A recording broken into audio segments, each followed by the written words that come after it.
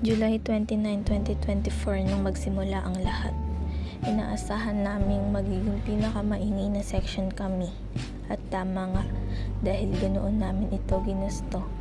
Dahil naging bahagi ito ng aming mga alaala ngayong grade 8. Nagsimula na ang una at ikalawang quarter. Sa unang tingin, parang ang hirap ng lahat. Pero sa kalaunan ay napagtanto namin na madali lang pala dahil ibinigay namin ang aming mga pagsisikap sa bawat gawain. Noong una ay nakala naming mahigpit at nakakatakot ang aming mga bagong guro. Ngunit pinatunayan nilang sila ay mababait at pala kaibigan.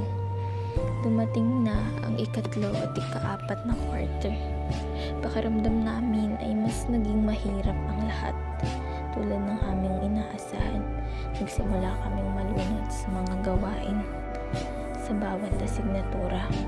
Ngunit napagtanto namin malapit nang matapos ang aming panahon sa bawat isa. Isang buwan na lang.